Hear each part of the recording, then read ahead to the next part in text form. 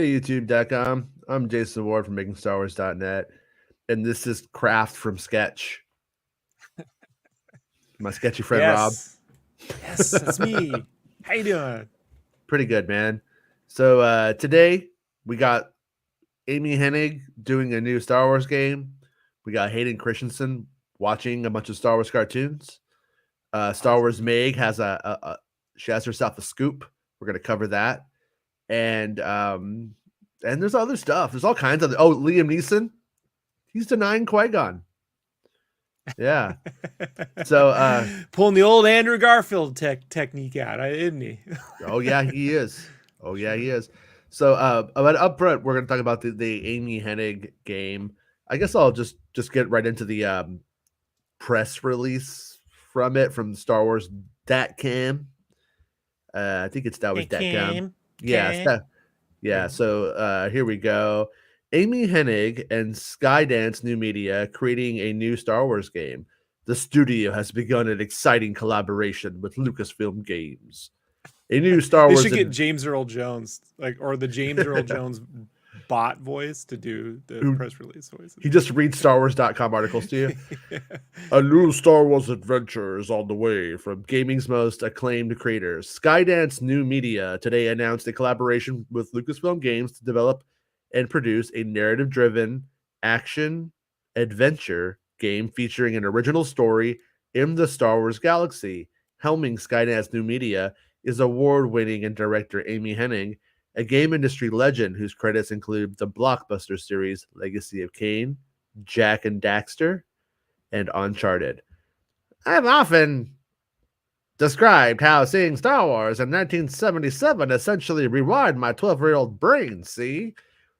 Shaping my creative life and future indelibly. Indelibly. Come on, most indubitably, said Hennig, president, Skydance New Media. I'm elated to be working with Lucasfilm Games again to tell interactive stories in the galaxy that I love. We couldn't be more thrilled to be working again with Amy. She and the Skydance New Media team have the talent and the ambition to create a unique Star Wars adventure, said Douglas Riley, vice president of Lucasfilm Games. Their vision of making a narrative-driven and engaging interactive entertainment makes this collaboration very exciting. We're working hard with their team of experienced and talented developers, and we're looking forward to sharing more with Star Wars fans when the time is right.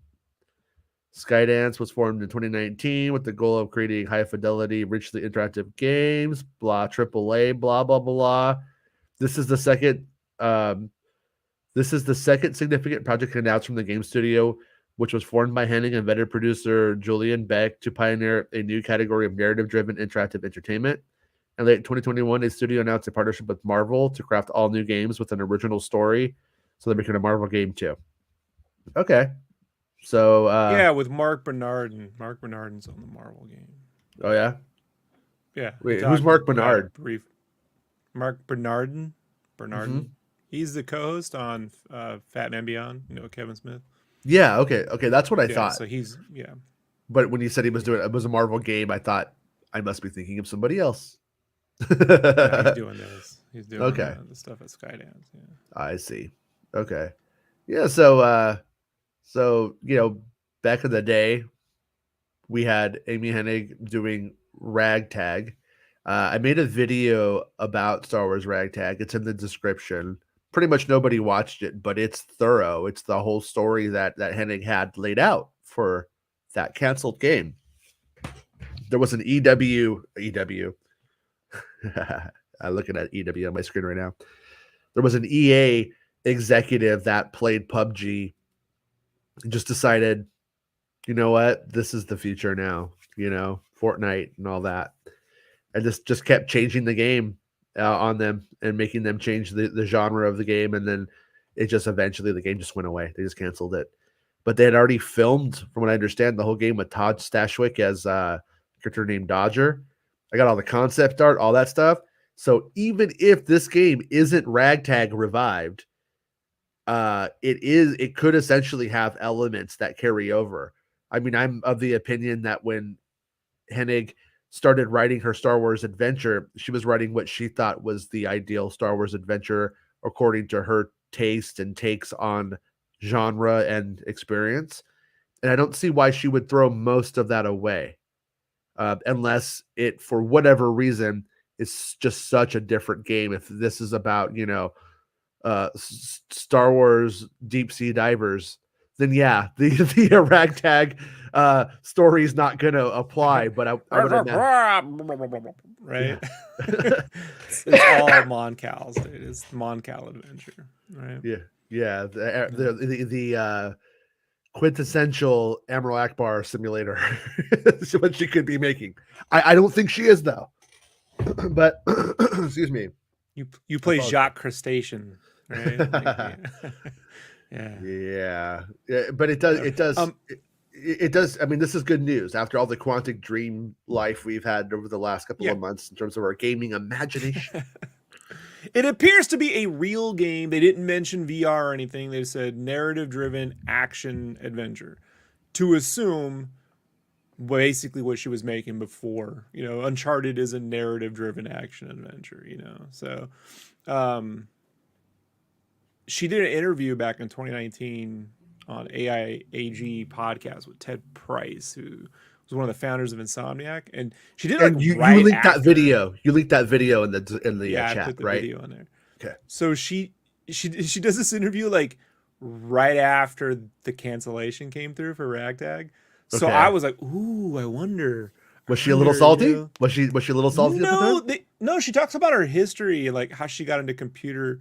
It's one of those classic like 70s, early 80s kind of like computer science things where it's like they had one computer at this college and I was in the program and we got to use, like early versions of Maya, which was Animation Master and shit, just stuff like that. But she eventually did get around because she was still under an NDA, right?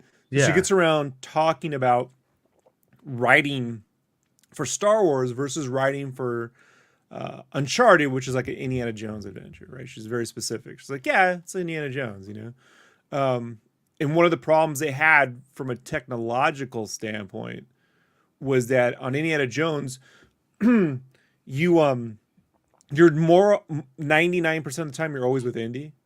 You don't really hang out with the bad guys, ever. You're not seeing their plans. You're always with the main character. So in Uncharted, you're just with the character going from mission to mission from a tech standpoint. Tech guy. But in Star Wars, in a Star Wars film, they jump to the bad guys all the time. We get meanwhile. They just wipes bad guys. And the tech in an open world game or a big adventure game to just wipe to the next fucking scene at the time was an incredible challenge. Yeah. To like, how do you get that feel? Now, most of us would be like, who cares? Doesn't matter. But that's the kind of stuff she's big on is maintaining the feel and tone. Like getting the feel of a movie. Like I imagine she probably wanted that cool Kurosawa different wipes that just went right to. I think now, if these are being developed, I gotta assume primarily for PS5, Xbox Series X, with the SSD being the primary drive, that you can do those quick wipes. Like that sort of thing is not going to be as big a technological hurdle, right, as before. So yeah. Great interview.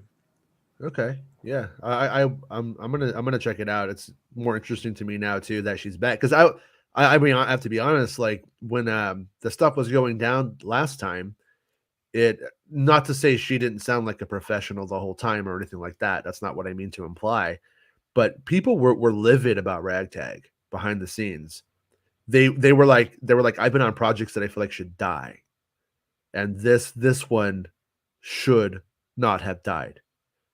Like that was how everybody felt about it. Everybody was pissed off that they were making one of the better Star Wars offerings.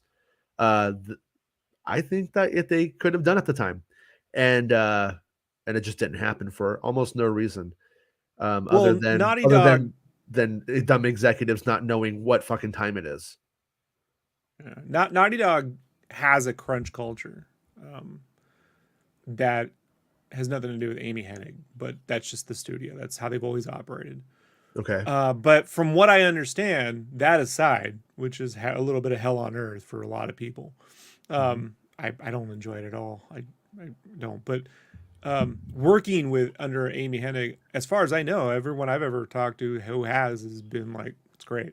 She's cool. You know, Yeah, it's totally cool. Yeah, yeah, like she really does in that interview explain like how to talk to like artists versus how to talk to, you know, co-directors, like how to get through personalities and kind of arrive at ways without just, you know, do it the way I want. Like that's not, you know, she does talk a lot about that sort of leadership stuff. You're into right. that. Unless you just want the lore and the cameos and the spoilers and be like, okay, now I know what I'm done. Like, you know, what's it about? Who's it about? Is it Cal Kestis? What era? I'm not interested. I'm out. You know, like whatever. It's all about Amedda, her game. Did you know that? Like, well, let's yeah. What if this? I don't think it is, but Tales of the Jedi. yeah. Yeah. I almost wonder if it was though, if they would have announced that now, or if they would hold that back, or as we surmise, could Tales of the Jedi be an umbrella for a bunch of different things like Star Wars Jedi Fallen Order, Star Wars Jedi Your Mama Daddy, Your Bald Headed Granny, and so on. If I had to put money on it, given that her tweet today was never telling me the odds, it'll be more of a Han Solo-y kind of game. That's good for Dodger, our boy Dodger. That was played by Todd Stashwick in Ragtag. They filmed all that shit. They filmed it all. It's just on a hard drive. We can watch it now. If I had to put a Jack in a Box combo meal down on this bet, I don't know where this. That sounds fantastic. Like I want to lose all your bets. You have no idea how much damage that company did to my body when I was 18. Oh no, I know exactly. They did it to me too, and I let them do it. I paid them to do it. But you know what I actually hate? Fucking curly fries. Way overrated. What the fuck? I hate it. Anyways, oh yeah. The title is It Depends. Get it? It depends. We'll get into Santa making an incontinence joke today. Yeah, I actually did it in the title of the video. What I like to call the incontinental breakfast. Yeah. So Star Wars Anthony has seen my video that no one else saw. So Star Wars Anthony is one of the elite cool kids who knows the truth. The truth, damn it. But we did a good episode together where we went through the concept art a bit, didn't we? Yeah, we actually ended up not finishing it. We got like pretty far into it, and then we got, we just do whatever we want. We'll finish it tomorrow. We never did that. Yeah. I mean, it's all of that's in that video, so people can just go watch that video if they want to, and if you're interested in this. But let me just throw out a couple of like random like what the fucks, like who knows. I wonder if this announcement is organic or if maybe the Quantic Dream game isn't happening now. You know what I'm saying? Like there's a lot or they're just taking the fire off it, because once you're talking about a real, you're talking about the Uncharted Star Wars game fans have been wanting for fucking ever, that they can focus on that and then stop talking about this other thing that they'll just drop God knows when, I can see the logic. So I follow your point. If that is what they're doing. Oh no, these people are born thinking in binary. Coke or Pepsi. That's it. So now you've given them what's this company called? Skydance? Skydance. It's really Skydance or Quantic Dream. Well, yeah. I'm gonna go with the Skydance one. Sounds like it's from a better producer, and then Quantic Dream is going to get beat up even more now, in my opinion. Yeah, I suspect people will just forget about it until there's another trailer 4 years from now. Like, yeah, right. Yeah, because there's no interest in a. If it's not a real game to me is a game where you hit the fucking thing and you jump around and do shit. Like if I like point and click adventure games, but they're more like puzzles and movies. They're not like it's hard. unless Tim Schafer or Ron Gilbert are on it, I'm not interested in your interactive fucking game. I don't know who those people are. You'll need to Ron contextualize Gilbert's that. creator of Monkey Island and Maniac Okay. Mansion. Oh, they're Right, making it. They're right. making a new one. Did you see that? They're making Return it to like, Monkey Island. yeah, Yes. yeah. Okay. By the way, mhm. I was watching an interview. There's a video game history channel or whatever, the museum, and they did an interview with Ron Gilbert during like a year ago. Okay. And he was talking about when he was working on developing Monkey Island. And he's like, yeah, I had to go off, stop it, and then go work on the Last Crusade game for a while. He's like, but that's when I started reading. He read the book Stranger Tides on Stranger Tides, which gave him the idea for the Ghost Pirates. It's like, that solved a lot of problem because, then I was able, it's like, when it was just pirates, it was like hard for him to get around. Like, what am I supposed to do? Like they just want to become alive. But if you're pirates, it's mostly just raping and pillaging, right? Like it's not, it's not as fun or adventurous, like the adventure comes in when you add in, the ghost pirates, which I know the fourth Pirates of the Caribbean movie was on Stranger Tides. And I remember them saying, well, this is kind of like, it's inspirational to what we did. I'm like, cause Ron Gilbert, like, why don't they just admit the original Pirates of the Caribbean was a Monkey Island movie? Like, why don't they just admit it? Lucasfilm has. Lucasfilm has. Like I said, like yeah. Like the people who made Keira it Knightley never admitted that. Keira Knightley is cast because Rick McCallum suggested her, because that movie's Pirates started as a Monkey Island movie, and then it was just changed into Pirates of the Caribbean after Disney bought it from them. Orlando Bloom is no Guybrush Threepwood, Yeah. like Martin Freeman would have been better in that role. You know what I mean? Like for that type of character with the Johnny Depp, her, and then this total schmuck idiot who should not, like, that's the problem is Orlando Bloom is just, he's just a good looking dude. It's hard to root for. It's the weakest part of that film. But it's not even like, I don't even think personally, the movie's successful. So what do I know? But I think of like that guy from Princess Bride when I think of like that kind of pirate that they're going for. Yeah, they're going for that, but they went with fucking Legolas because of Lord of the Rings, probably times. Yeah, I don't know. But in the Monkey Island motif, Guybrush exists because you need a character who doesn't know how to be a pirate, and then you pair that character up with Elaine, the mayor of Monkey Island, who knows everything about shit, right? And that's kind of like, the budding comedy. Anyway, whatever. Right. But good interview, Ron Gilbert. But yeah, back with Return to Monkey Island. Can't wait. Yeah, but we'll definitely continue to like talk about the game throughout the show, and as we get to the chat and stuff like that. So if anybody has any questions about the chat or in the chat about that stuff, or something that you want us to hit on, we will hit on it. But really quickly, let's not want us to hit on. Yeah, Junkbox. What's going on? What's going on, Junkbox? You got a lot of junk in that box. How you doing? So Junkbox asked, did I miss the bit about Amedda? No, you didn't. No, we're gonna talk about that right now. But basically, Meg on her channel this morning dropped a scoop, and something that she's known for a while and recently had confirmed to her, and that's that Amedda, the guy who goes order with the blue guy with the horns that stands next to Palpatine in the prequels, was Chancellor Valorum's boy. Stabbed him in the back, I'd assume, and then jumps over to the Palpatine side, and then continues to be the mouthpiece for Palpatine after he becomes a disfigured political emperor, whatever he becomes.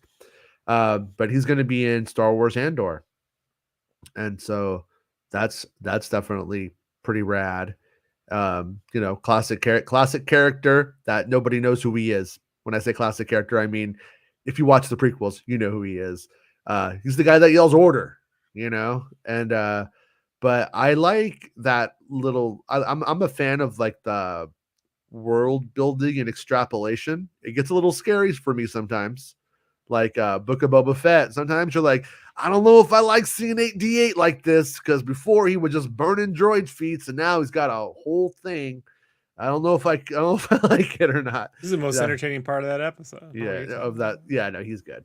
I'm just picking on 8D8 for no reason. But basically, yeah, you end up with a character who, like I said, was kind of background candy, and then but is implied that he's important, and maybe he's going to be important. I don't want to step on anybody's toes. I know Bespin Bulletin has something cool coming this week that I think interfaces with it pretty well. So And Bespin is a very courteous young man. And if you release something and his thumb things connect, he usually tries to wait until the very next day. He hasn't had somebody steal his shit yet like that. So he's not like, no, I gotta get it all out now. Like me. Like, I'm not even kidding, man. I go like, man, if I can do it, somebody else can do it. If I know it, somebody else knows it. I gotta get this out now. I get this out. You've been doing this long enough to know that they never just leak to one person, right? Like, there's always. They actually do. I'm just paranoid. Usually what I'm gonna say is figured they're always like, I told them, but they didn't. Sometimes I just, in my head, I just imagine there's like impatient leakers. You know, okay. Like, oh, my story didn't get out. I want to get it, you know? So, like, let's say, like, a source I got that's, like, high up at Lucasfilm. They only leak to me. We have a relationship and trust built. They talk to me. When your cousin Chaz, whose weed dealer is the same person who sells to, Diego Luna, and you're hearing stuff like that person, they tell you, and then they go, and then if you don't give them enough attention, then they just start going everywhere and dropping it to everybody. And it's like their 15 minutes of having info, and they get it all around. So it's shit. They're smelling it all over the walls. It's on their face. They said it's just for you, but they can't help themselves. They're fucking go long. They're throwing their turd down the street, Yeah, it gets pretty crazy. So obviously things happen lots of different ways through lots of different avenues and stuff. But my whole thing is like I said, I'm just paranoid. Like, for instance, like I sat on a scoop for like a day, like about the Kenobi announcement. But I was always cool back in the day, and I used to tell my friends, hey, I still am cool. I still do sometimes tell my friends, but I used to tell my friends, hey, you know what? Tomorrow I'm dropping something big. Gonna be like a Kenobi series or whatever. But then some of them have big mouths, and then rat bastards steal your shit. so if I've told anybody, then I just go. I don't. If I tell everybody it's coming, it goes before anybody has time to steal my shit.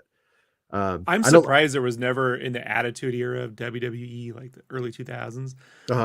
After that Willard movie came out, someone didn't become Rat Bastard, right? Like bastard, right? Where he's got rats. He's got the his rat motif, like fake rats and shit, like or little rats crawling around. Ron Howard's brother could have had a whole wrestling career if he had wanted it. Now that you pointed out, it's got the face. Rat named Ben. Yeah. So, anyways, the Mass Amedda stuff is like I said, it makes me happy. It makes me interested. The big question that I have, like, in terms of story, are they going with the tale? Like, what's Palpatine's deal at this time in live action going to be? The original George Lucas story was that Palpatine locked himself away. Then he let the monsters govern. He put Tarkin, Mass Amedda, these little regional governors into power. Then he started doing witchcraft, Sithcraft, as they call it. And, doing magic and stuff like that, and hanging out all day, I'm guessing, with this harem of, what do you think Palpatine's into? I don't know. Salacious crumbs. Salacious crumbs? Okay. Yeah. He's just porgs, hanging out with weird shit. Porgs. Yeah. Shaved porgs. Yeah. Shaved, freshly shaved porg. I like my porg pillows. You can just nestle. Yeah. Classic trucker style. But anyways, yeah. So we might see these guys being like kind of the bad guys as time moves forward. Especially if you don't have Ian McDiarmid back as Palpatine and all of this stuff. He's not in Kenobi. If he's in Kenobi, it's a better kept secret than Luke Skywalker. And to be fair, Luke Skywalker's in the trailer, but what? Luke Skywalker's in the trailer. Little Luke. Remember, he's like doing the pod racing for Kenobi. Oh, right. Yeah. No, I mean, then Kenobi and Mando. I mean, Luke and Mando.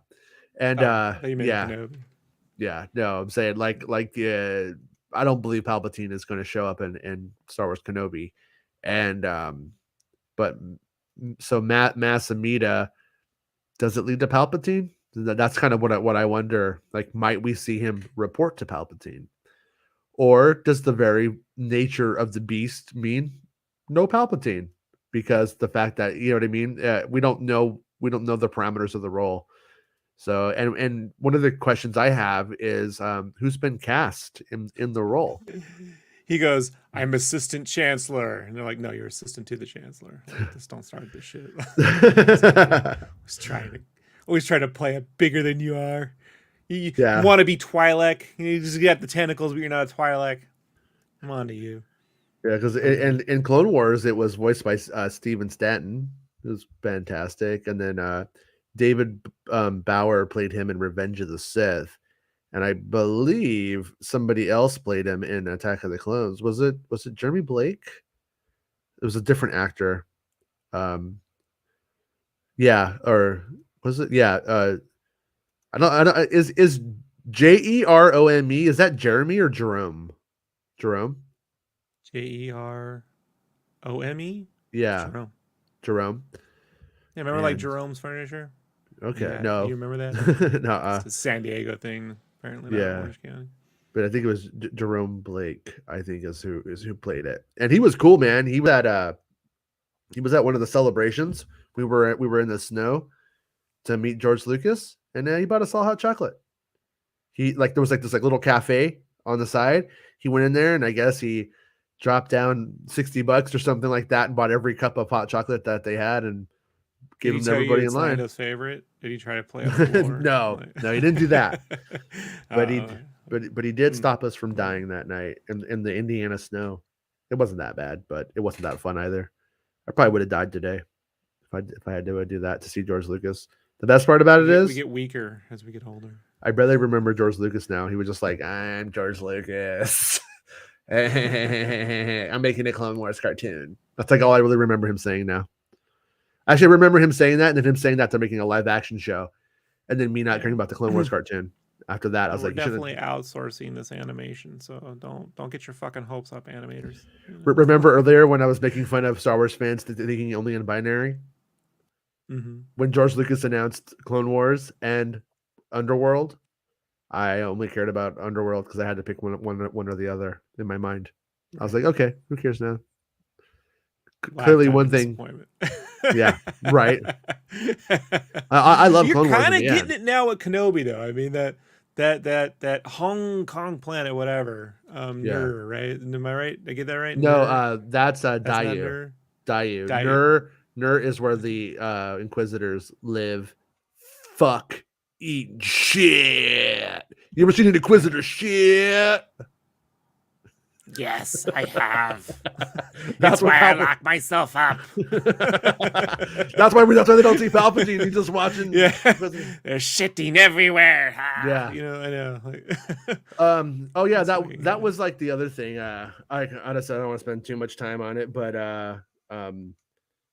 yeah, people are just generally being shitty about the Reva stuff, and like we had a good discussion today on Star Wars Santa's show. And like I said, this has all happened before. This isn't my first rodeo.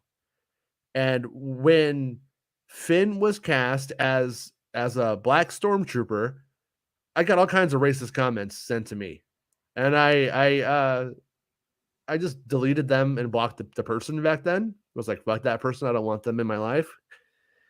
But then later on, when we got to Rose Tico and they were doing it again, and it was like called liberal false flags and all this crazy fucking just fucking still waiting for that Jade Helm to take over the country, bro. Like they gotta pick one conspiracy, stick with it. But no, Party backs, Jade Helm, camps. Like, okay, whatever happened. Yeah, but so I want to make it clear, because what ended up happening with the Last Jedi was you had your fire starters. I'm going to say you had your racists and your sexist people. And then you had people that just were like, you know what? I don't like the movie. But what ended up happening was when you're attacked by the racist types, the sexist types, whatever, those dudes that feel like they're victims when they're the ones that have the upper hand in every single way on everything. I don't know how that works, but whatever. Those dudes. But then you end up with people that like are just like, you know what? I just didn't like The Last Jedi. It has nothing to do with it. And like, and I believe a lot of them. That was just their opinion. Yeah, that'd be me. Okay, yeah. And that's like completely fucking fair. And so I want to make sure that it like the people that just end up not liking something or whatever, you know, it's just it's fine. You can do that. It's fine. But you know, Don't make other Star Wars. But see, I end up getting these kind of comments, and the people that are pushing those buttons to bring these people out, exactly what's been said from the beginning. Quote, a bait and switch to push Black victimhood and diversity. Oh no. Yeah, it's like Black Americans don't need to push victimhood. All right, just try. Just literally go, just watch any cop arrest a black person, watch what they get, and then watch every fucking kid who's ever white kid who's ever murdered a bunch of people not have one black eye, not one bruise. It's ridiculous. Well, it's just it's a stupid concept though, because everybody in this story is a victim in some way, and they're all hurt and damaged people across the board. The only person not in the story who isn't a victim is Palpatine. Yeah, he's the one who caused it all. Yeah, that's why his original name. Do you know his original name? Do you know it? Do you know it? Rick? No. This is George Lucas, folks. Cos da shit. That was Palpatine's original name. Cos da shit. Can it be any more fucking bold? Yeah. Yeah. Well, my second guess was Turtleorian, but you know, whatever. Either way. But but anyways, what ends up happening is that you have people who do the, you know, as they say, the dog whistle, and then they act like they're just joking. Oh, I'm not really. I'm just like making fun of it. I'm just like joking. Oh, sure. Yeah. But their employers go, "What's up with all the racism on the internet?" Well, it's to get engagement from those people with their content, and then they get to situate themselves as being like, "Oh no, that's not me." But just don't blame the algorithm trick, Jason. Yeah, it's not me, it's the algorithm. But I mean, just don't be a piece of shithead. You know, come on. You know what I mean? It's like I don't know how much you blame any one person for the stupidity of others and getting them all together and calling it out and making it into a thing. But it was only a thing because you guys made it into a thing. It wasn't a thing based off my stories. If you read like the fucking 20 stories I put out from Kenobi or whatever it's been, and your takeaway is it's all about Reva, I'm not a great writer, but I'm not that fucked up of a writer that I lost you that hard. Like, that is you deciding to actually market something in a way to make outrage, when just use your fucking analytical skills to dissect what's on the table. Want my next theory? Sure. Let's say Ingram Moses is the actress, right? Yes. If Ingram Moses comes out against masks, Moses Ingram. Moses Ingram. So I'm dyslexic, folks. It's okay. Moses Ingram comes out as an anti-masker, anti-vaxxer. If that happened, then they love her. They'd be like, "This is the greatest series ever." She's not overpowered, guys. Don't worry. Totally the right amount of power in the story. I promise. You know, they just that's so fucking stupid, bro. This is so stupid. I like to say it's unique to our generation, but it isn't. You know, like I mean, in Comic-Con in the 90s, I encountered this level of craziness, but generally it would stay at Comic-Con because there wasn't enough like popularity for this nerd shit to occur at school.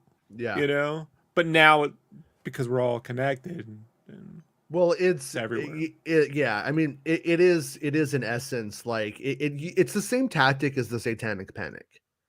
You find something that will strike a nerve with stupid people, and then you fucking push on that nerve to profit, and you don't give a fuck about the societal consequences of doing so or what happens to people in the vicinity of it, because it's not my problem. It's not my fault. I can't be responsible for all of this. But actually, if you are in media whatsoever on this thing, I think you kind of are. I think you kind of are responsible. If you are just asking, I'm just asking, is this a bait and switch? If you've done that, fuck you, and I hope you change. You know. On the bright side, they've chilled out on the for now. The Kathleen Kennedy's been fired Civil War stories. You haven't heard a lot of those recently, right? And I gotta wonder how much. Oh no, it's Tuesday. It's Taco Tuesday, and Kathleen Kennedy's being fired. It's every Tuesday, dude. Cue those stories to run. You know, like, all right. I just like how it does this, right? Like, if it was actually happening, it would just be going on. Yeah. Well, the thing is that Reva is actually symbolizes Kathleen Kennedy's ascent to power. This used to be the George Lucas show, but now it's the Kennedy show, and I hope you boys understand that the Force is female and your fucking time is over. Kennedy experiment, James. The Kathleen Kennedy experiment. Mm-hmm. Anyways, yeah, it would be cool if Kathleen Kennedy this whole time was actually just doing a really elaborate prank show that involved making $100 million movies just to prank certain dudes. Be the if she nominates Joaquin Phoenix as the next CEO of Lucasfilm, then we're in for a treat. One way or the other. That would be fun. Yeah.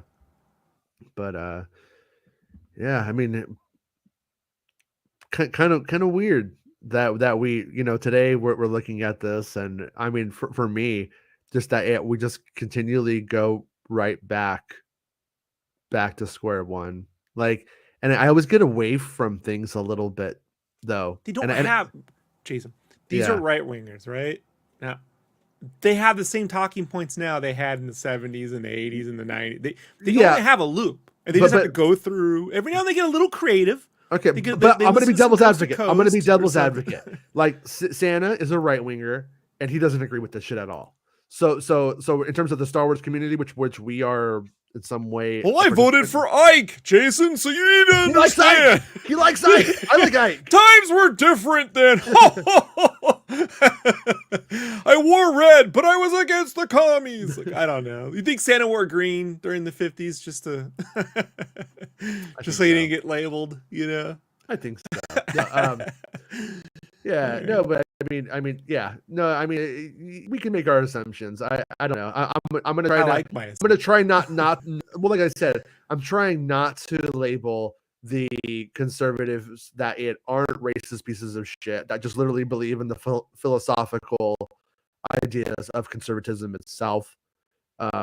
Which in the past, I will say, I'm not conservative, but I think that it has served us well to have a bit of conservation, not get too far, and then to move forward and stuff like that. Like, there has been moments where you've seen, okay, maybe it's not so bad. Maybe this method does eventually get us to a good place.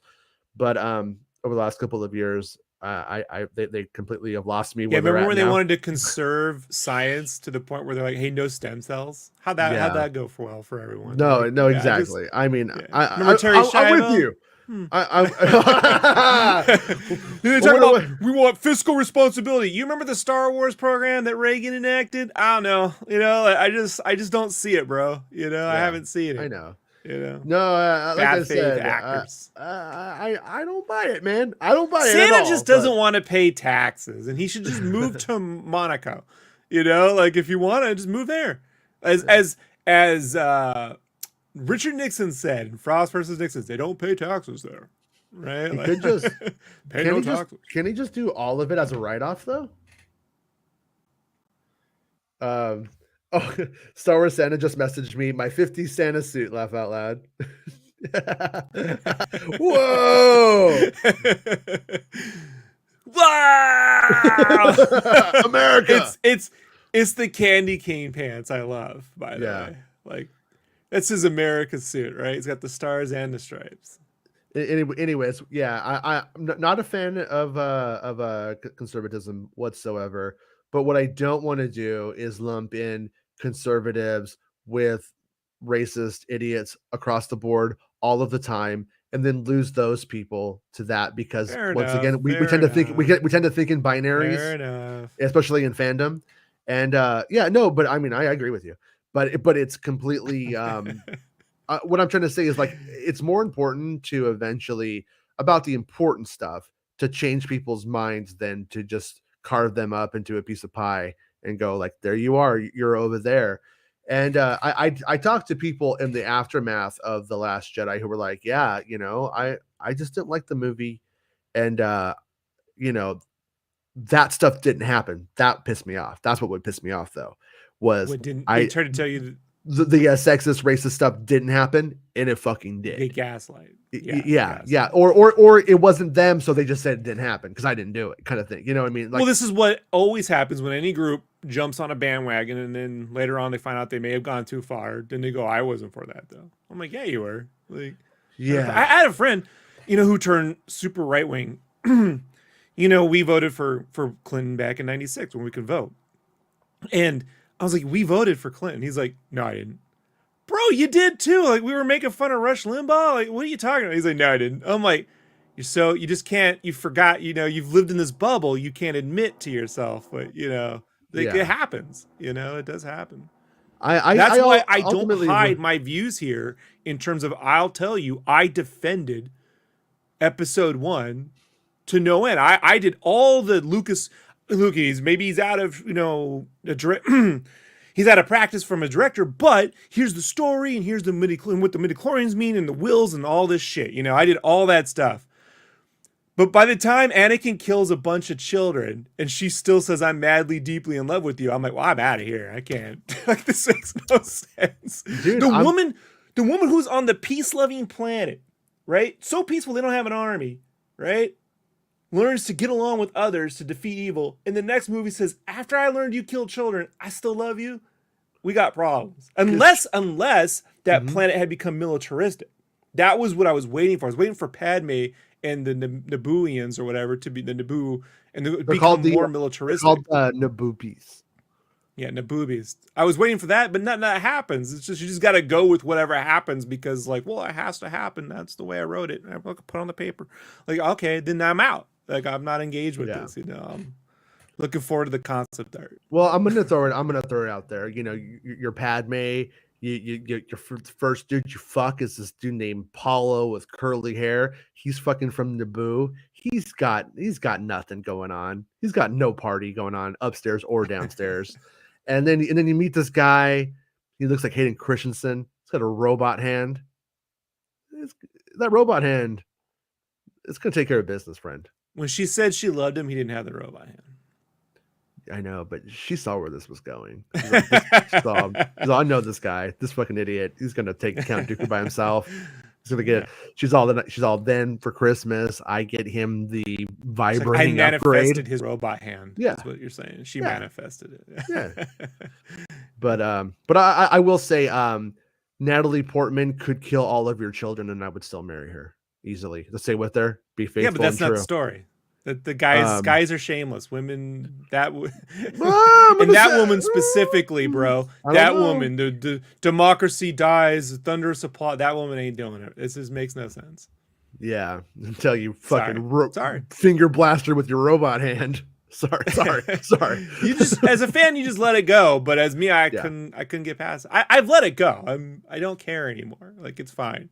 I'll take that over ruling with respect, I guess, Because at least it moves the story forward, what she's doing. The other thing, you're just languishing, waiting for a story to happen. I mean, honestly, if we are going to take it, everything outside of the operatic nature of the melodrama that is Star Wars and look at it for what it is, you just have to assume that most people didn't consider Tusken Raiders to actually be a higher life form. They saw them as primitive beasts. But that is the lesson she had learned in the first film, one would assume. Mm-hmm. She didn't think Gungans were higher life forms, and she learned a lesson. Yeah. So the lessons have to be carried over as you go through. I've thought too much about this, Jason. Listen, Luke, way too much. Luke didn't start calling them sand people from nowhere. He heard it from somewhere. Well, he had a racist uncle. As a guy who had a racist uncle. Wait, hey, too. Don't act like you get to own that. Everybody has a racist uncle. Everybody. That's why. That's true. Yeah. Well, I'm hoping my nephews and nieces don't. Jason, careful. Jugbox says, "Dude is one of my favorite characters. I quote him constantly when my kids are being unruly. Order, we shall have order." There we go. I mean, it was hilarious. What is a character you quote often from a movie you don't care too much for? Like, do you do that? Do you have a quote from a thing you don't care much, but you love the quote? Yeah. Popeye's chicken's fucking awesome. From Little Nicky. I only saw the movie once, but Popeye's chicken is fucking awesome. Every time we have chicken, I pretty much say that to my kids. I quote the movie I can't stand all the time. It's a little too Raff from Secret of the Ooze. Okay. It's the one line that should have been in the original movie. Like, it's pretty good, you know? Yeah, he's a little too Raff. Like, I like that. Like, God, it drives me crazy that they can't make G.I. Joe and Ninja Turtle movies correctly and Transformers movies. Like, just make it like the fucking cartoon. Just make it like the cartoon. And, up design that a little bit. Yeah. If I had my way, I'd put James Gunn on G.I. Joe, but that's me. Joel says the Massimative action figure has a 1-inch detachable tongue. There was a cut scene. The prequel stuff. Yeah, there was a cut scene from Revenge of the Sith where you see him addressing the Senate, and he has like a long snake tongue. He says his lines, and then he does this little snake tonguey thing. It was a bit much. It didn't look good. They cut it, but the action figure was already into production. I think it was for Revenge of the Sith. I want to say it was Revenge of the Sith, but it's kind of weird end up because putting that tech into Red Tails. I'm not going to say where, but it's there if you look for it. I should know this. My son, he saw the cutscenes to Revenge of the Sith, and no shit, and like totally serious. Goes, "Dad, did you know Revenge of the Sith was a comedy at first?" At first, because he saw the cutscene where Anakin is talking to Obi-Wan, and he goes like, I think he said, and then it does the R2 beep from his mouth, and then he speaks the R2 beeps, and my son thought it was hilarious, and I was like, but he thought the whole movie was a comedy, and then they cut it different, turned it into a very sad movie about a pregnant woman getting murdered. That whole thing with slipping around on the oil, didn't actually happen, right? I saw that as an allegory for the Iraq War. There were articles about that when it came out. No shit. The slipping around the oil? Yeah. Well, R2 shoots the oil onto the battle droid and then lights it on fire. Yeah. People were jumping on that. I think even Fox News may have jumped on that. They were really mad about the only Sith speak in absolutes. They were mad that when they realized that George W. Bush. Who would defend the Sith? I'm just saying, folks. Like, if you're, I'm a right winger, I don't know what you're talking about. They're defending the Sith. Like, you really got to think about where you're at in life. Oh yeah, no. I mean, Fox News loves the Kremlin. I mean, Tucker Carlson is a Talking Points member of the fucking Kremlin. That is not even. Just reminds me of Francis from there we go. Pee-wee's Big Adventure. Like, I fucking Russian people are cool. But I fucking hate Russian leadership. They're dog shit. Just across I have the Russian board, friends, and they have. Okay, I have Russian friends, but same. they know people who are Russians who are not cool. So not all Russians are cool. I know some Americans are pretty fucking stupid. Yeah. But we're not about xenophobia. We're just talking about individual assholes. Yeah, I'm talking about like Soviet Union and fucking Putin. Like, just get it right for once. Remember when they had when Russia had their own Liam Neeson as the president for a while? Just fucking this drunk dude. What was his name? He was fucking kind of Gorbachev? Hilarious. No, Gorbachev was the fall. Yeltsin. Yeah, he was just. I was like, it's like always like red faced and drunk and shit. Like, yeah. But anyways, I'm gonna put up another little story for us here. I got a story to share with y'all. If you will listen to my story, I will tell it to you. It's actually not my story. It's an EW story. And so it says, exclusive. Hayden Christensen binge Star Wars animated shows to prepare for Obi-Wan Kenobi. What? What? I'm on season 3. Hold on, I'm going to throw up. Yeah. This is where it gets real good. I mean, I mean, it's an interesting thing to me, but man, I mean, it's like it could not be any more fucking targeted at making fucking dummies go. Yeah. Yeah. Hey, look, if you pay me a couple $1,000,000, I'll watch that series too. Oh, stop it. The series is good. But I mean, but it's not, it's the whole thing about what it's actually aimed at that is just so transparent to me. I hear you. But often when an actor is taking on a new character, there's a mountain of prep work that needs to be done. It could be familiarizing oneself with the original source material. It could be researching the character. It could be long conversations with a director about backstory and motivation. But what about when it could be carving up rats and sending used condoms to co-workers, right? That's true. Right. Mr. Jared Leto. Yeah. But what about when you are returning to a character you already played, albeit 17 years ago? That was a situation for Ewan McGregor and Hayden Christensen when they picked up their laser swords once again for the Disney Plus series about Obi-Wan Kenobi. Any one of the old films? Try all of them. Even one of these characters wasn't in. I watched them all from start to finish, McGregor says, all 9 movies just to get back in that world. Sorry, Rogue One and Solo. Looks like you didn't make the cut. Uh-oh. Sounds like a Star Wars story. Well, there was nothing I could take from it other than fucking robots. You in Trouble in Paradise. Sorry. Yeah, so anyways, it turns out it was the first time McGregor watched the prequels since they were originally released. It was interesting to watch our films because I hadn't seen them since they came out. Not at all, he says. So it was cool to see and interesting to watch them and enjoy them without all the noise that was around when they came out. Attack of the Clones. That's not the only prep Ewan McGregor did. He also delved more into the entire genre. I started reading science fiction, he reveals. Ian M. Banks is a Scottish writer, and I started reading his science fiction novels. I kind of didn't do it the first time. I did absolutely study Alec Guinness and watch the original 3 Star Wars films when we did the first one, but I didn't really think about the genre.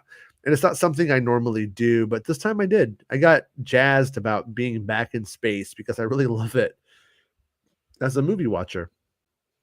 So it's kind of funny that right here we have Ewan calling it a movie watcher. And then we have Liam Neeson saying he won't do the Star Wars series because it's not a movie. So maybe Ewan McGregor just walked around saying movie all day and then he thought it was a movie. Anyways, while Ewan McGregor went back and watched the entire TV series, limited. Star Wars, it's not the same. You're turning into Paul McCartney. While McGregor, I just do the Ringo voice. Is my oh yeah. I don't even attempt. It's Ringo. I can't do Alec McGuinness. Make a left at Greenland. I went back and watched all the films. Says he did part. I went back and rewatched all the films. Says the man. Oops, my mic's still working. Says the man who will be once again going behind the mask as Darth Vader.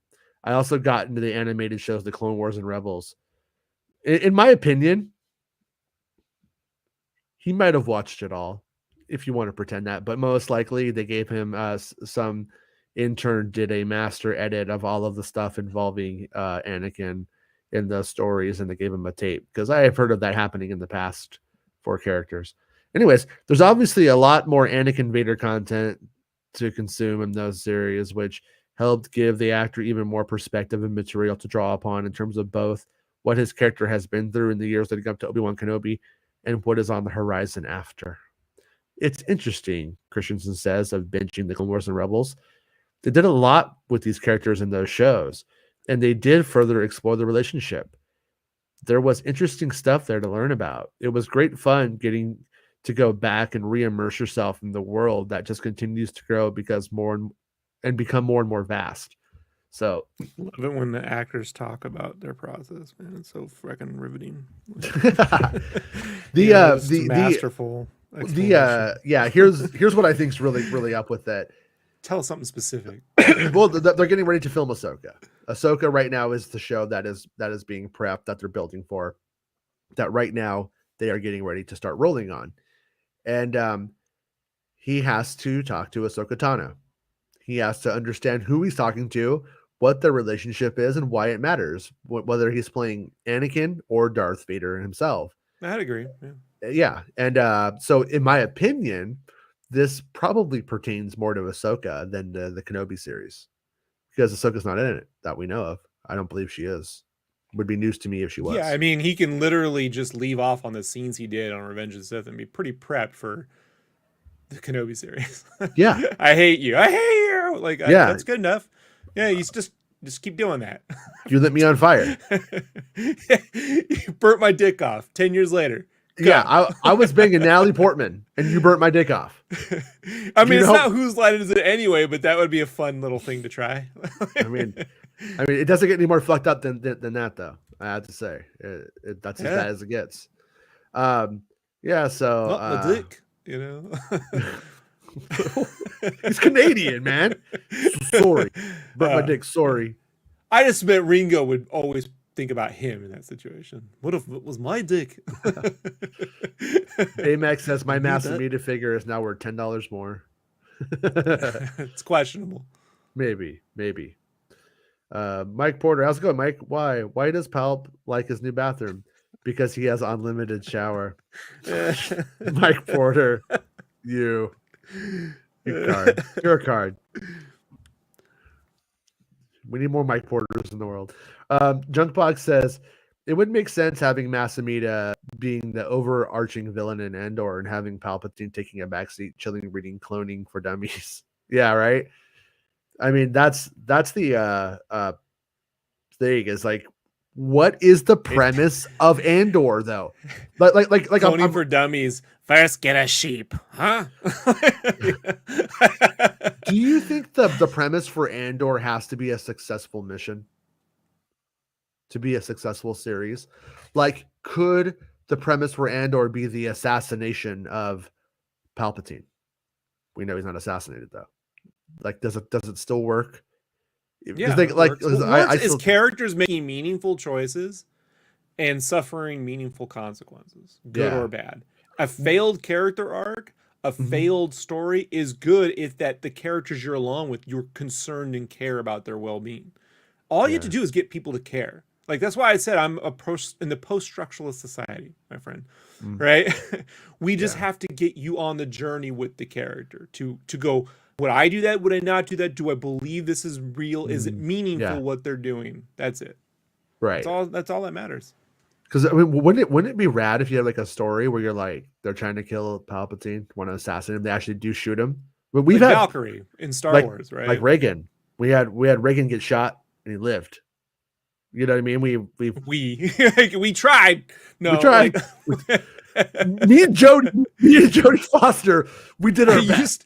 I used to think, you know, that in what was it, The Fugitive, when he says Hinky, I thought he was saying Hinkley.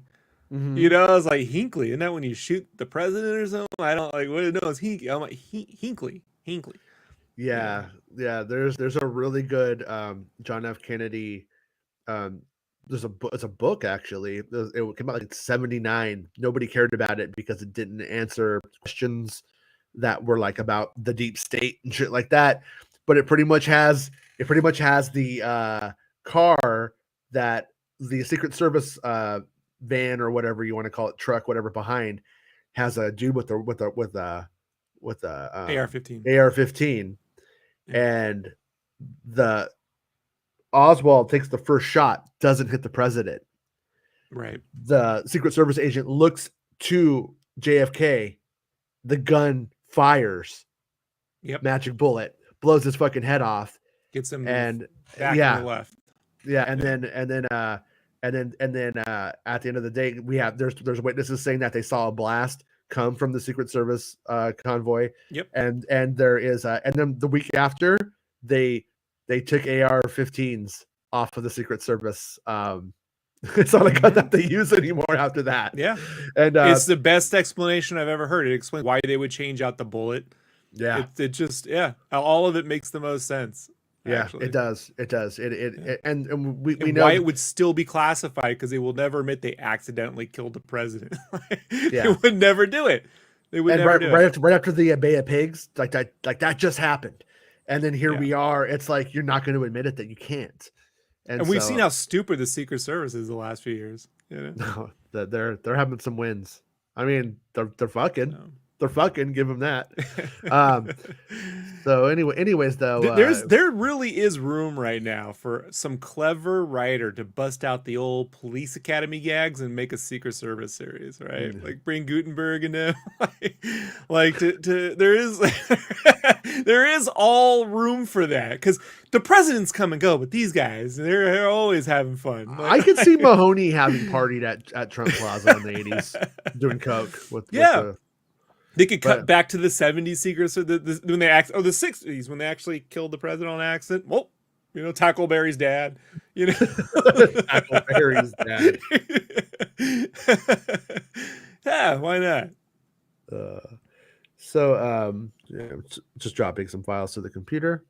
Anyways, but the big question that is like my guiding question right now for Andor. I find the scoops like Meg has and that Bespin's been dropping about Andor to be fascinating. So I want to hear it all. But the real question is, what's the fucking point?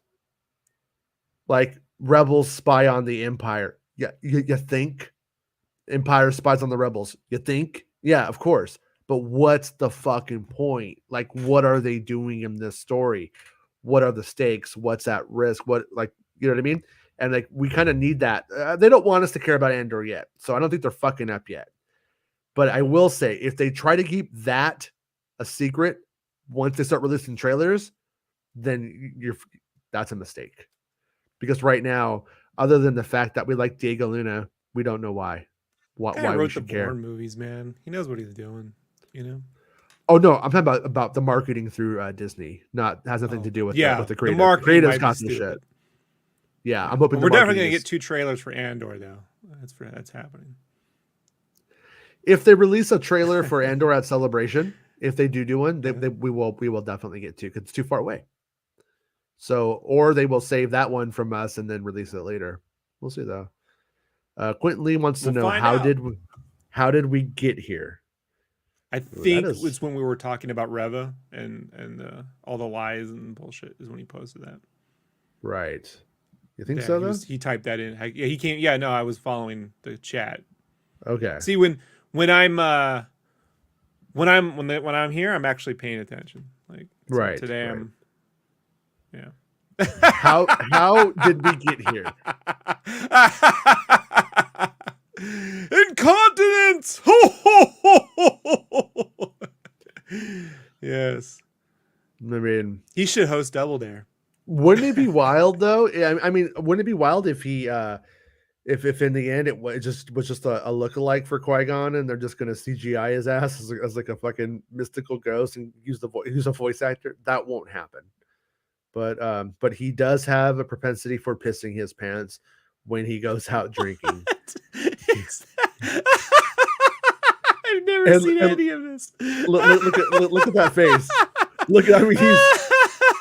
He looks like he's about to be assassinated by these guys on the side. They're like, we need to kill him before he. Does that just happen to us when we get older, or is that like a thing he's always had? Because I'm afraid that will just start happening one day. Like, you know, they're gonna wear Huggies now. Like, geez, he does. Look at her. She's like, I'm trying not to touch the piss. She's like, I want to hug Qui-Gon Jinn. My leg's getting warm. On me. My leg's getting warm. Yeah. But yeah, I mean, you know, that's our Qui-Gon. You know, that's all I have to say about it is that's our Qui-Gon. look at that one. It went right down the fucking leg on that one. Listen, the 64-ounce big gulp's got to go somewhere, baby. Can't stay in that bladder forever. So look at this one. This one just fucking did it, but look at this face. Look at that. I mean, that dude is fucking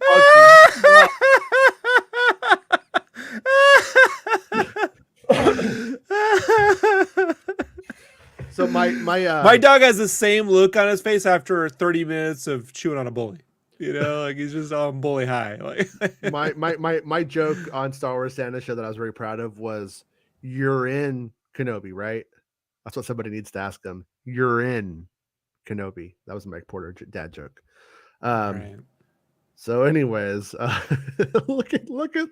Oh man, something tells me he's like, yeah, like where have you been, Qui-Gon? And he's just like covered in piss. I was in A-Team. You're afraid I saw you. You're afraid I saw you poop, aren't you, Kenobi?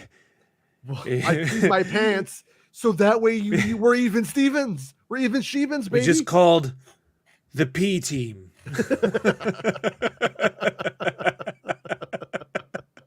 Da da da! I peed my pants. Da, da, da, da, da, da. On the southern strip. Take a picture now with my pee pants. That is a venerable Jedi master if I've ever seen one.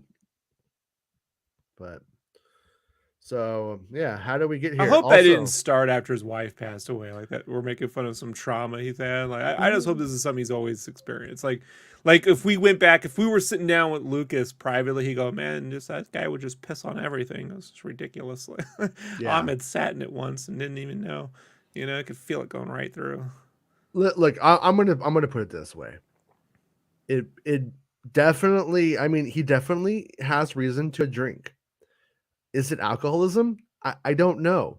But if we can't laugh at people peeing their pants, who can we laugh at? That is the line for me. If you pee you know what? If I fart on the stream, let's make fun of me, because that would be fucking funny if I farted on the stream right now. I'll try. But you know what I mean? Send him out. I'm gonna go read the articles now. So stupid. Yeah, no, I mean, if you don't, go read the article. We lost 10 followers when you were showing the pee pants, by the way. Like, I went from 38 to 28. It's so good. Well, you know, I mean, this is just the kind of shilling that we do here. You know what I mean? If you want to be a Disney I'm gonna take a super shat. Hold on. Yeah. But super chat. Yeah. Give me some super chats, you guys.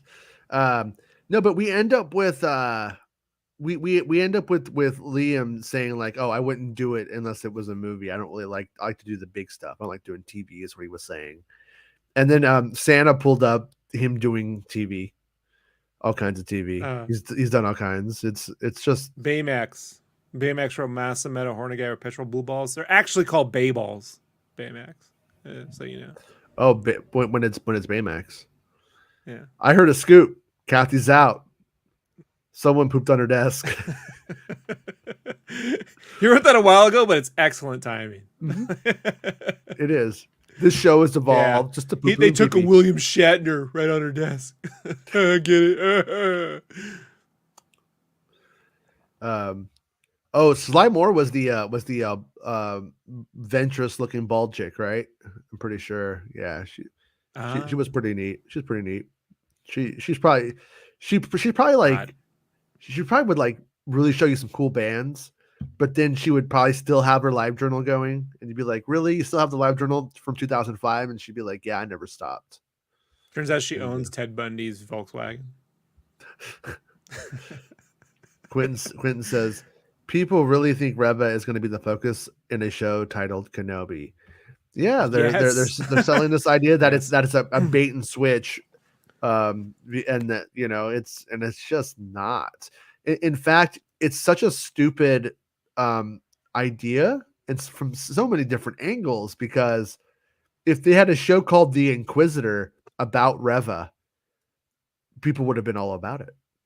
They would have clamored for that. They'd have been like, "Oh, that's badass. It's going to be good."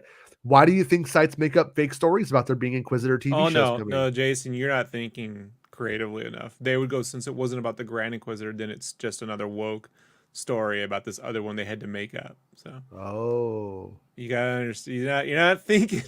Okay. Yeah, I'll help you. I'll work on it. I'll work on it. The Mott and Belly argument technique should only work on complete morons. So when you say Mott, I'm thinking Mott's Mo- applesauce with Bailey's Irish MOTTE. cream. Yeah, I'm not actually familiar with it. I'm a little bit lost. You got Junkbox me there, Tyrant. Junkbox says Star Wars Santa needs to cosplay as Theed Civilian from Lego Star Wars. I don't think you're the first person to like tell him that. I think that's been a thing.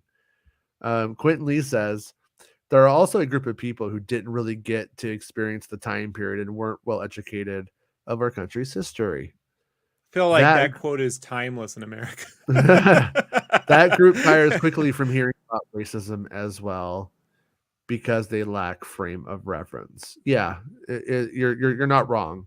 You're not wrong, especially if you just, if you've never really been into an American history class, or you were just passed along through high school or whatever, you just aren't aware of how close that stuff really is. Like, that's what's crazy about it, is when you look at the proximity by generation, how far from slavery we are. It's not far. It's really, really, really close. And that point, now that I have children, is makes it hits harder for me now than it did. Even I was aware of it, but it's harder for me now. Somebody is sawing outside. Quentin Lee says, I've experienced younger people of color like that. Oh, yeah, it does happen. Hey, Tibor, how's it going, man? I hope everyone's good in your area and everything is, cool out in your parts.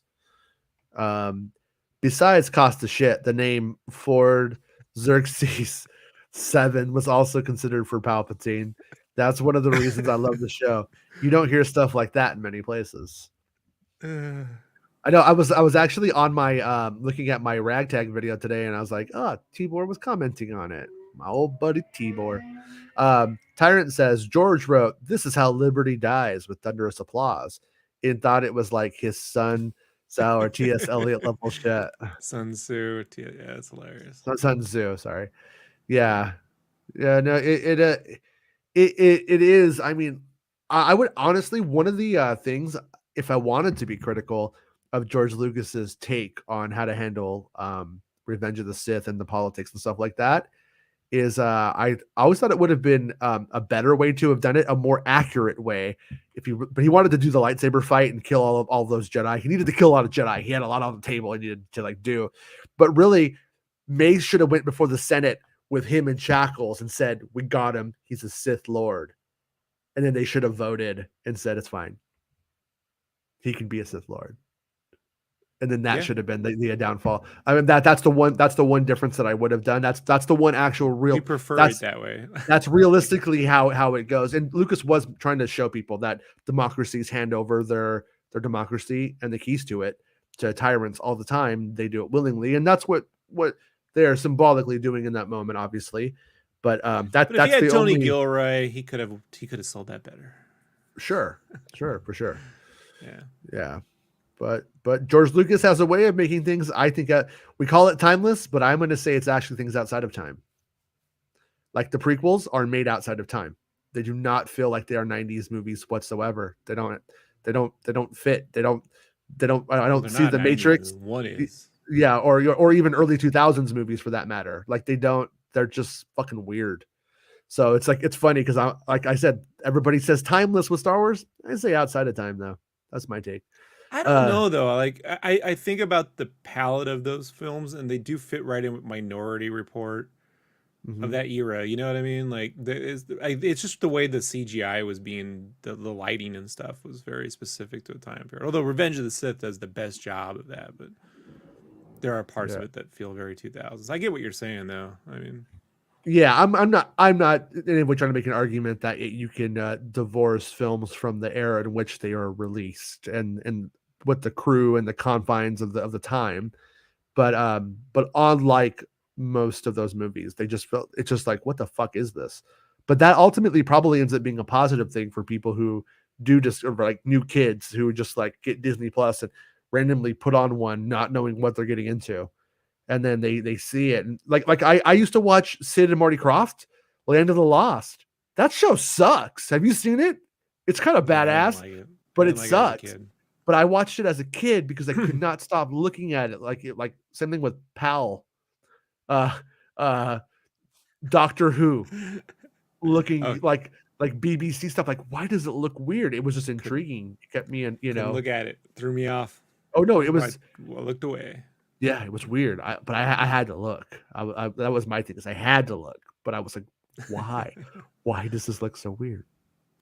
But Quentin, honestly, I think we may just be scratching the surface here with the photos of Liam, because those were just at random that I grabbed and pulled out, and that was it. So, when do you think we'll get the second trailer?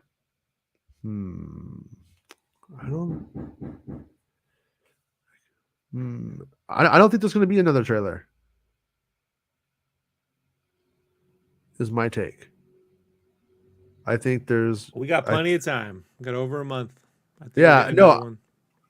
Will there be something that has Vader and Leia in it? Yeah, no. Will there be something that you can consider a second trailer? Maybe.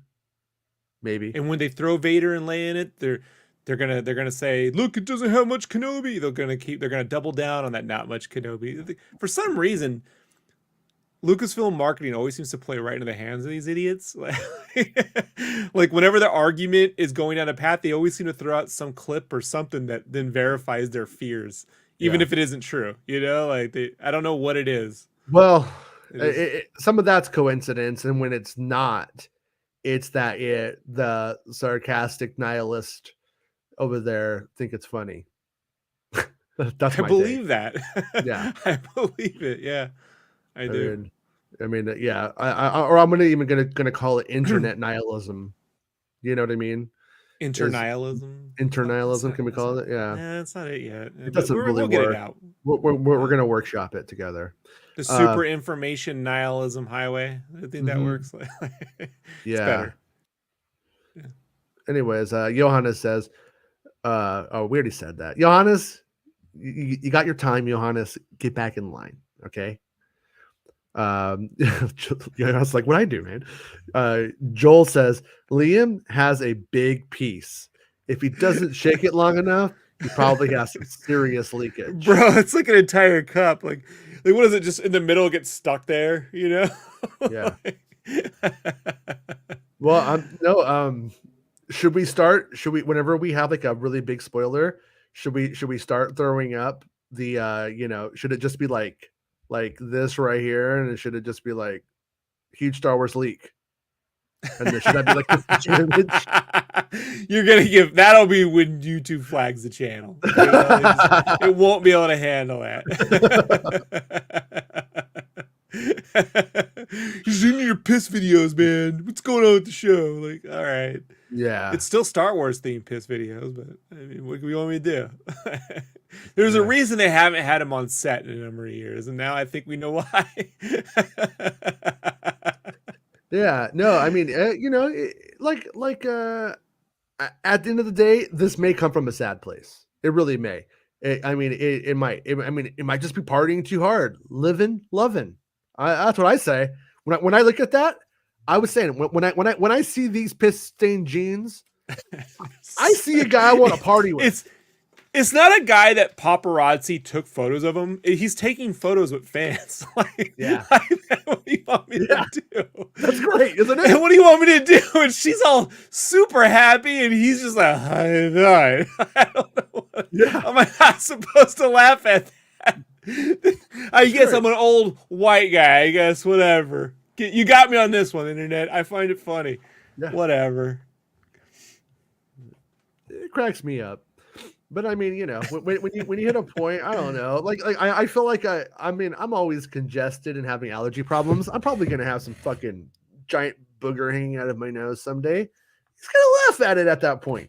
But if you're partying so hard that that you're taking pictures with your fans with piss on your pants, that's funny. I just think it's game, and I hope he laughs about it too.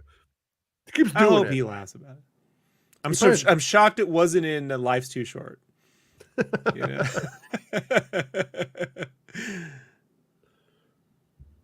What? Oh no! Every day Every day we always know. have someone, and today is Quentin. Is that the Married with Children set? No, Yeah. it's not. It turns out Rob actually lives in a reproduction of the Married with Children set. Wife is super cool about it. Yeah. Have you ever heard of people that are into that? She kink? hates that. She hates that I love like the 70s Price is Right episodes where they had olive green carpeting and shit. She fucking can't stand it. Like mustard yellow, everything. Like I love it. She can't deal with it. Orange Tupperware. Hates Yeah. it. Yeah. There's like this like kink thing that's 1950s household that people are into. They like live out like a full 1950s household thing. It's like a Pee-wee's whole Playhouse thing. was all about that. Don't you know that? Yeah. Kitchen kink. What's the difference? For them, it's pretty much. Yeah, man, Mrs. Mom was a fox. Anyways, yeah, that binks. But you have a Married with Children household. Turns out. Yeah. I like right before I was born. I like 1971 through 1970. It all went downhill after I got here. Like 71 to 77, you know, Nixon, gas price, just terrible shit going down. And then it ends with Star Wars, and then, you know. Yeah. It's got a happy ending, but I love that whole weird yellow happy brown, ending. We're just right back there. We just went right back to the start. We're right back there. We got some stagflation coming up. We got some inflation going on. The first road I went caused a shit. I knew this had legs. This story.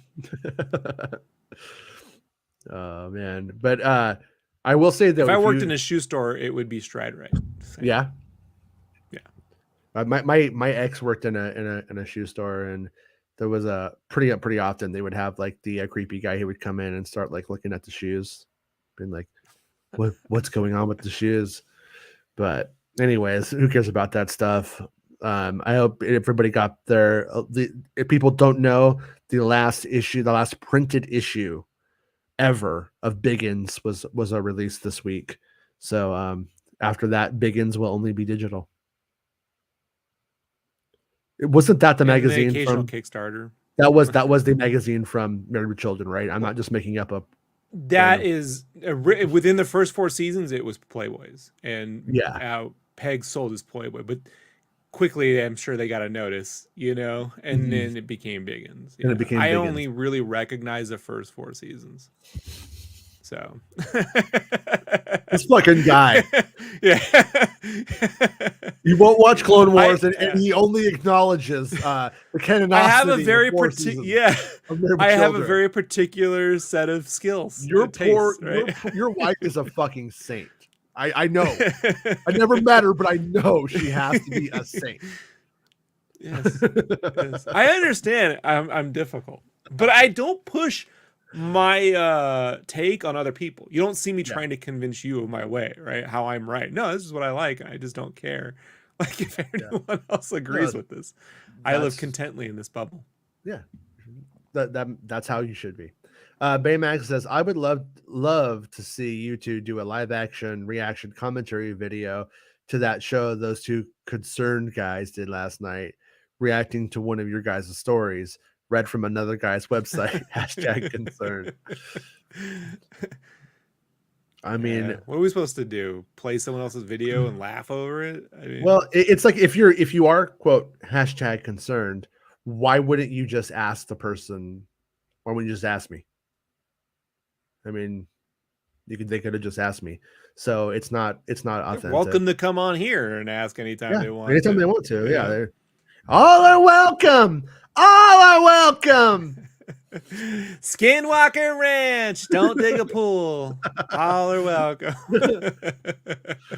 Yeah. Except the white yuppies. Fuck them. Everyone else, all are welcome. All are welcome. Yeah, we're starting Poltergeist 2 this week. We finished Poltergeist 1, me and the kids. We started Poltergeist 2, but my daughter fell asleep. I was like, well, I'm gonna pause this. If people want to know my viewing order on Married with Children, it's the first 4 seasons. But on season 4, there's an episode in the beginning where Al plays baseball. I make that the last episode, and that ends the series. Just so you But know. strangely, he feels that the correct viewing order of Poltergeist is 3, 1, 2. I don't know why though. Poltergeist? Yeah. Oh yeah, Poltergeist where 3 they're is in a with hard watch. with the It was always going to be bad, but yeah, but Heather O'Rourke, is that her name? She yeah, passed met her. the main kid. You met her? Yeah, well she passed in my hometown Lakeside. She was Mm. friendly with my neighbor. Oh, My okay. babysitter that right they were friends so I met her once when they went to TD she was going to TDS the middle Yeah. school I eventually went to but she passed away there yeah we had so in Lakeside they had this it's called Main Street and there was this Victorian looking house ever since I moved there that was the funeral parlor Right. right and so all group from 82 on up my mom was a big Poltergeist fan. Heather O'Rourke with Happy Days was my mom's fucking thing man so like Right.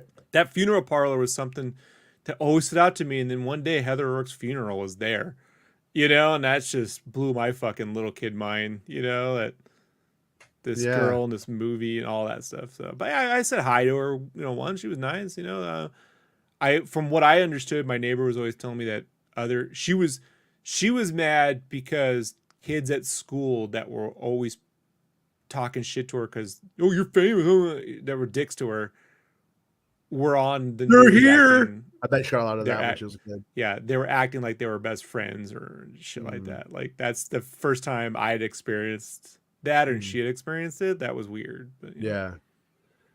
yeah. Yeah. Lakesight's a weird town man it's a Well, weird little it's where Elizabeth Smart was at when we started part 2 and the older sister wasn't there because we were while we were watching Poltergeist 1, we started laughing a lot at the older sister because she doesn't really like she kind of like her place in the story and the edit is very strange. And they'll just have her going like, "Nah!" Like for like no reason. There's like no setup for it. They'll just like cut to her all of a sudden, like fucking flipping out, like screaming her head off. And then so when we get to the second one, she's not in it. And we started it. yeah My daughter's like, "What happened?" I she was like, died "Oh, you know what? I think it's time we have the story about shitty dudes."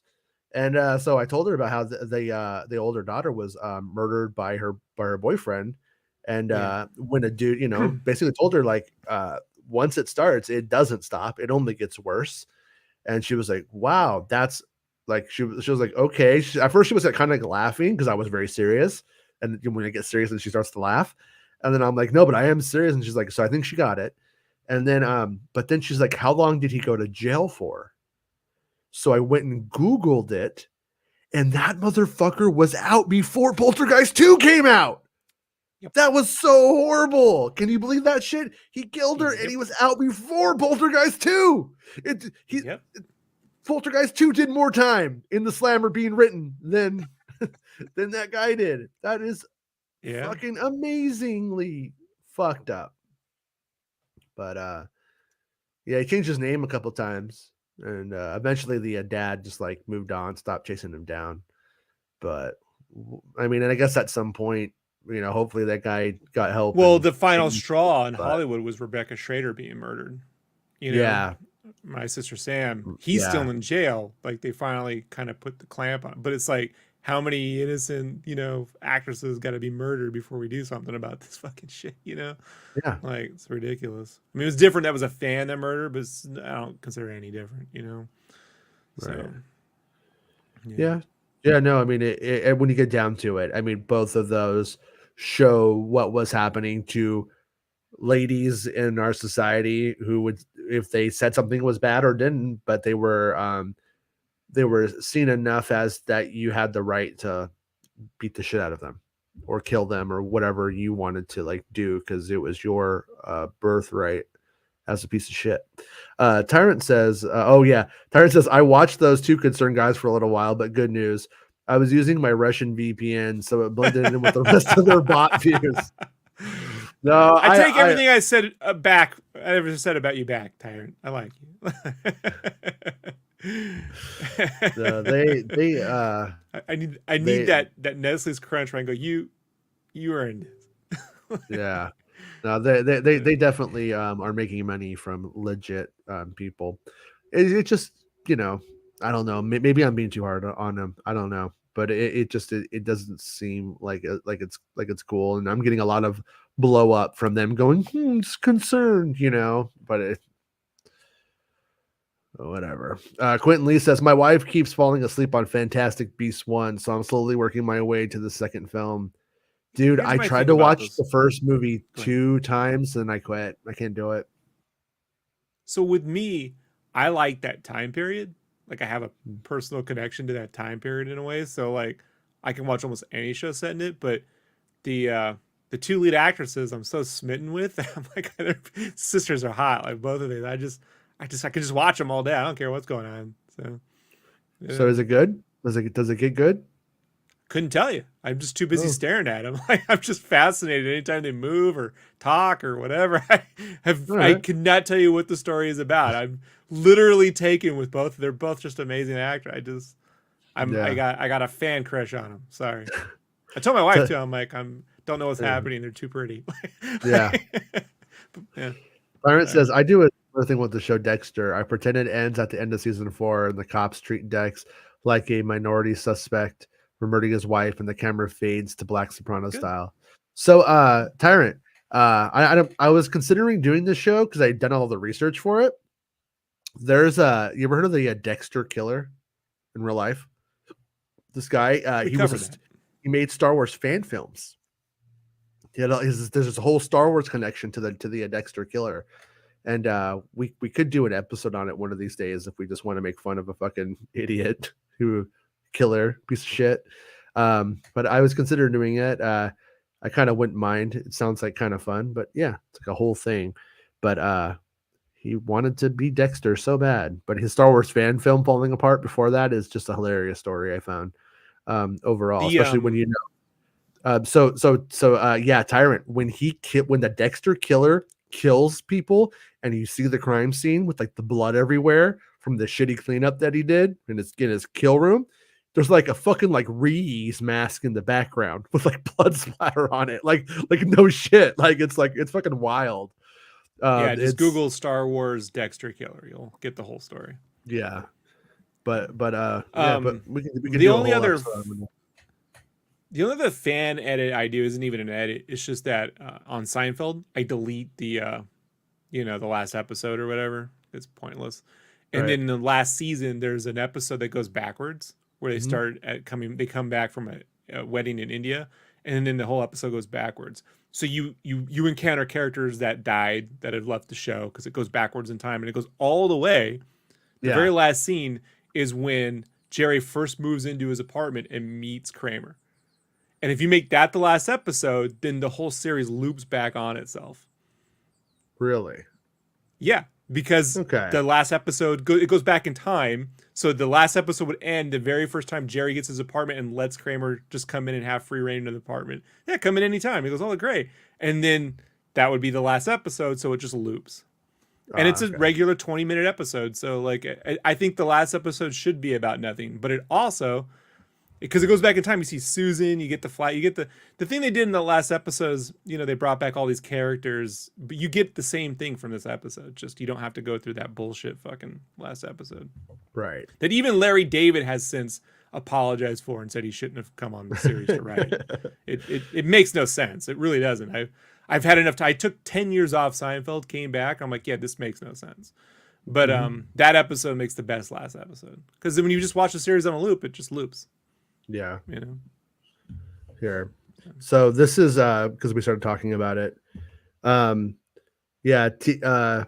This is Mark Twitchell. And he was making a Star Wars fan film. Yeah. And he's a complete fucking asshole. Yeah. But he made a Dexter kill room to kill his victims in a place where he had been doing a Star Wars fan film before, I guess. And it's a wild story. He tried to kill one guy, didn't do it, then couldn't murder him, just did it all wrong. And then the next guy he did kill. And but you can just see this guy who's like super arrogant and like as he falls apart. So I kind of wouldn't mind going into it and playing stuff from it and the bits of the fan film that are out there and stuff, like looking at it. And I think it could be a very macabre episode. So Yeah, what the fuck, laugh out loud, for sure. It is. Tibor says, we are fine, Jason. It's terrible to see all the shit going on, but I can't complain for seeing stuff when people actually live through the tragedies. Thanks for carrying it away. The show helps a lot. Cool, man. Yeah. What were we saying? On a side note, McDonald's should sell corn on the cob and call it McCobb. Right? Come on. Yeah. The McCobb. Yeah, the McCobb. Put it out during Halloween. It's got little vampire teeth and a cape. But, well, so what did we hit today? We hit everything today. I feel like we did it all. We lost some viewers and then they came back toward the end. Well, you know, here's what I want to say is if you're not with me when we're covering pee-pee pants, you were never with me. Yeah, you're not really in the club. But if you're here for the pee-pee pants, then you're fucking you're in the space gold now. In case you don't know, you're in a space gold. True story, Jason. When I first played Mario Brothers 3 and they had a pee block you'd hit to turn all the coins, I used to think you should pee everywhere. Like, yeah. Oh yeah. That's how stupid I was. No, we used to pause the game and go pee when we found the pee block. Okay, that means you can take a pee break. That's how we did it. That means now you can't take the break. He looks a little Liam Neeson's Mario. Like Super Mario Bros. The original Super Mario Bros. He looks a little Liam Neeson's. You know, he's a little drunk. Let's just say a little drunk. He's had a couple of Guinnesses. Modders can still do this. When you hit the P block, Mario can still urinate all over the fucking place. Something tells me it already exists. Something tells me there's Mario ROM pack.zip that has it in there. Unfortunately. Okay. Yeah, maybe. But anyways, people should not be afraid that Reva's gonna upstage Kenobi in the show. They should be afraid that Qui-Gon Jinn is going to piss his pants. That's the takeaway from today. I'm glad to see. Is like now we know what to do for Star Wars Larry. I'm glad to see that Amy Hennig is back doing a Star Wars game. That stupid wrong is in a way being righted. That's good. And before we go, Star Wars Anthony says, I'm still here even after my kind of getting made fun of for getting hyped about the Hayden story. No, I don't mean to make fun of you for the Hayden story. I'm sorry. You made fun of him. I didn't do it, Jason. Yeah. This was you this time. I make fun of everybody. No, I mean, no. See, here's the thing: is like when I saw that, I was like happy. I was like, you know what? It's good. I was like, he should be watching that stuff. I'm glad, but it's so like focused. It's such like an internet focused story about placating a certain amount of the fandom so that way they get behind it because they think when they get the fans behind it that they stick behind it. But the truth is it's probably not going to actually cater to those people enough, and it probably will actually just lead to backlash. And for me, like, no, I'm not picking on Star Wars anything. Just for me, it's a very Entertainment Weekly nothing kind of article. Like I like actual production shit, you know, like real boots on the ground Cinefex style or the Screenwriting Magazine style, or talking to the director, the editors, something where real decisions are made. A director prepping or actor prepping for a role just speaks nothing to me. I kind of watched some stuff and got in the headspace. I'm like, I don't know what to do with it. It's like, I don't know. Right. Like, it's never changed. It's the same fucking thing we're going to get from any actor on any show, you know, like it doesn't really, unless they have a specific take. But when Ewan goes, I didn't watch science fiction. I'm like, good, because you weren't making a science fiction film. Like, I don't really see how this helps unless you read Dune and you're like, what the fuck? Like, you know, like, I didn't know. Well, like that'd be funny. He was trying, in my opinion, to bolster a local author or an author from where he's from. He was trying to do a good thing, I think, in that bit. And I don't think that any of what he says relates to anything having to do with the story whatsoever. I read Dragon's a Pun. You know, could you imagine? It's not quite science fiction, but it has dragons, and I rode a dragon once. So, you know. Have you ever got so drunk you pissed your pants? No, I don't get that, bro. I'm a lightweight. Yeah, either.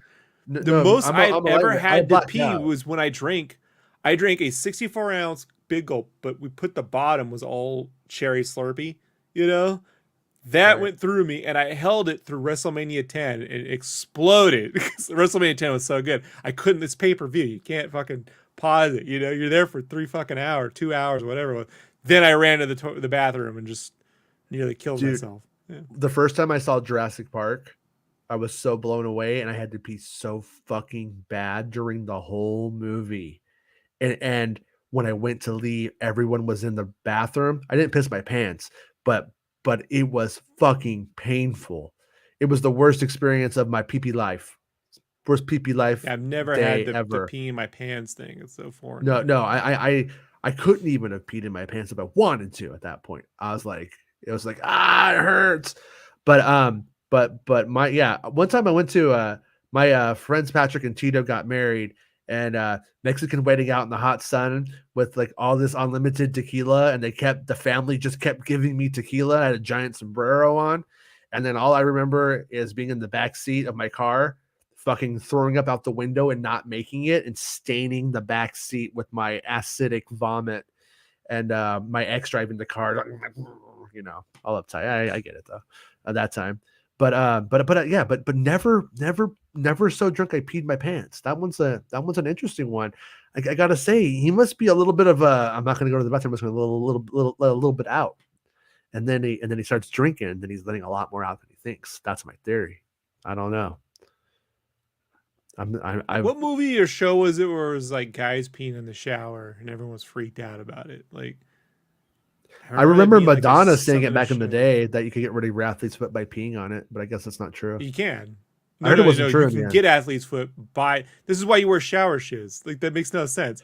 Like in the military, it's public showers, right? So Yeah, you have to yeah. wear shower shoes. The reason why is because of urine. If you step in urine, you're gonna get fucking fucked up. You're gonna get warts, all sorts of fucked up feet rashes and So shit. the way that the story went around, which is that the acid from the urine killed the virus that led to it. I don't know. You know what? I didn't partake, She so I'm saw okay. Friends when the jellyfish stung Monica and they all had to pee on her.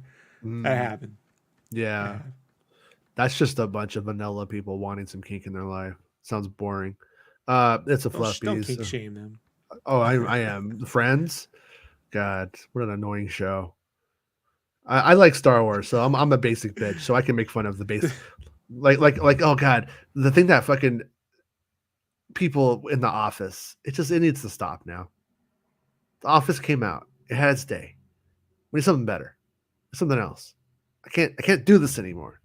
I can't do The Office again.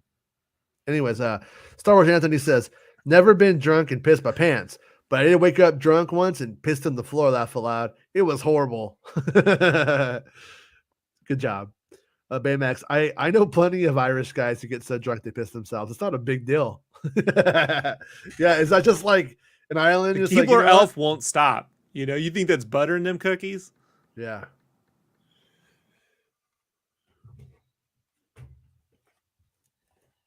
Do Nelwins? That's the question. Do Nelwins? He's like, boo!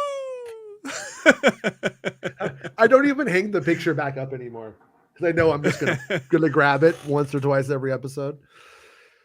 But you got to get an easel and just put them up right next to you during the show. A mic stand. Yeah, just get an easel, put them right up there with you. You know, just be like, "What's up?" Yeah. But so anyways, we'll be back tomorrow, 11 a.m. Pacific Standard Time.